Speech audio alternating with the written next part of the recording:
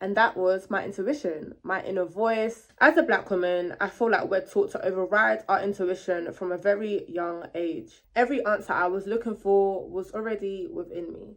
That feeling that something just wasn't right or a certain space wasn't good for me. That quiet knowing that so many of us as Black women have been taught to ignore, silence, or second guess. Traveling alone gave me the space, the silence, and the stillness to reconnect with myself in a way that I didn't even know I needed. Hey my lovelies, and welcome back to my channel. If you're new here, my name is Trina and I help Black women travel solo, confidently and spiritually aligned. As you can see by the title, we will be covering the topic of how solo traveling helps me reconnect with my intuition as a Black woman. As I just mentioned by the title of this video, I want to talk about something that truly shifted my relationship with myself. Something I didn't even realize I had lost until I started traveling solo. And that was my intuition, my inner voice, that quiet knowing that so many of us as Black women have been taught to ignore, silence, or second guess. Traveling alone gave me the space, the silence, and the stillness to reconnect with myself in a way that I didn't even know at the time that I needed. And in this video, I want to share that journey with you. The disconnection, the healing, and how you can begin to hear yourself again too. So if you've been feeling a bit off, like you don't trust yourself, or you can't tell the difference between fear or gut instincts anymore, this one's for you. Let's get into it. Before I started traveling solo, I didn't realize how far I had drifted from my inner voice. Life was loud, my schedule was full. At the time, I used to own my own business. I owned my own businesses for a long period of my life, actually. Around the ages of 15, 16, 17, till about 21, properly. 21, 22. Yeah, that was a big chunk of my life and my schedule was full. I don't even know how I was able to juggle so much at the time at such a young age, but I did, and here we are today, a few years later, and I'm grateful for that period of my life because now it's taught me the discipline that I need to be able to create content and just be consistent in what it is that I want to do, because when you run your own business, there is no one else that you can fall back on. You only have yourself. So yeah, my schedule was extremely full and I'm grateful for that time period because it's taught me a lot about myself. At the time, I was constantly making decisions on what I thought I was supposed to do, not actually what I wanted to do, and that was exhausting. I was in environments where I had to always be on, feeling as if I had to always prove myself, protecting myself, playing it safe. I didn't even notice how often I was ignoring that quiet whisper inside of me, that feeling that something just wasn't right, or a certain space wasn't good for me, or that I was saying yes when my whole body was saying no. I know someone watching this can relate to that feeling. As a Black woman, I feel like we're taught to override our intuition from a very young age. We're taught to smile when we're uncomfortable, to be polite even when we feel unsafe, to keep the peace, to stay strong, to keep moving. And in the process, sometimes we stop listening to ourselves, or worse, we stop believing in ourselves. I started realizing I wasn't making decisions from a place of knowing. I was making them out of fear, out of habit, out of survival, and over time that disconnect just became normal. The first time I really heard myself again was on my first solo trip, and it's not until today that I can look back at that time and my past self and reflect on the decisions that I made for my future self.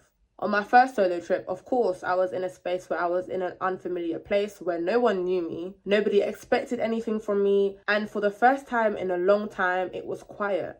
I remember I went on my first solo trip just before I opened my first beauty salon, and I was going through a lot of emotions at that young age, trying to build something for herself.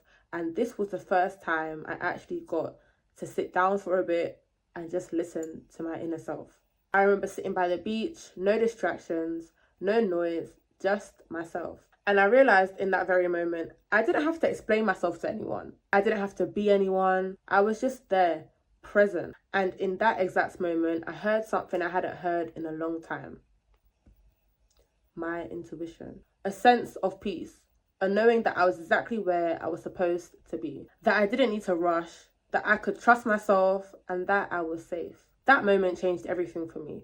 It reminded me that my intuition never left. She was just buried under noise, pressure, and performance. And at the time, I was experiencing a lot. So my intuition needed to come through at a time where I needed her. and solo travel specifically helped me find her again. The more I travelled solo, the more I realised that everything I needed to hear, every answer I was looking for was already within me. I just needed a space to access it. Travel forced me to make decisions on my own. Where to go, how to get there, what felt safe, who to speak to, when to leave. And every time I made a decision based on instinct and it turned out okay, I started to build a deeper trust within myself. I wasn't asking for advice or asking for permission. I wasn't over-explaining. I was just doing exactly what felt right to me. And even when I made mistakes, which was barely ever, but even when I made mistakes, I didn't beat myself up. I learned, I adjusted, and I listened even closer to myself for next time. That kind of self-trust comes from experience, from being in unfamiliar spaces and realizing that you already have the tools to figure it out. That your inner voice is just actually trying to protect you, guide you, and bring you back to yourself. And when you start living like that, even when your trip is over, you'll start moving differently. You speak differently, you choose differently, because you're no longer looking outside for validation. You're listening within. If you're watching this and thinking, I want that, I want to help you. You don't have to book a flight across the world to start reconnecting with yourself. It can start right now in the smallest of ways. It starts with creating space. That could be going for a solo walk without your phone, journaling in the morning before the world has a chance to shape your mood, sitting in silence and asking yourself how you feel, and then actually listening to yourself and your inner thoughts. But when you are ready to take that solo trip, do it with intention. Don't just go to escape. Go to listen. Go to remember who you are. Bring a journal. Turn off your phone. Sit in a cafe by yourself and watch the world move. Let your intuition rise to the surface again. Because she's not gone. She's not broken. She's just waiting for a moment of silence to speak. I really hope this video reached the part of you that needed it. We don't talk enough about the spiritual side of solo travel. The healing that comes from being alone on purpose and choosing yourself fully. If this resonated with you, leave me a comment below. Tell me a moment where you felt your intuition speak to you. And if you're thinking about taking your first solo trip, but you don't know where to start, I created something just for you. It's a free solo travel checklist that covers everything from safety and mindset to affirmations and packing tips. And it's designed especially with Black women in mind. You can download it for free using the link in the description below. Thank you for being here. Thank you for creating space for this conversation. And wherever you are in the world right now, I hope you take a moment today to just be still and listen to you. Stay grounded, stay soft, and I'll see you in the next one.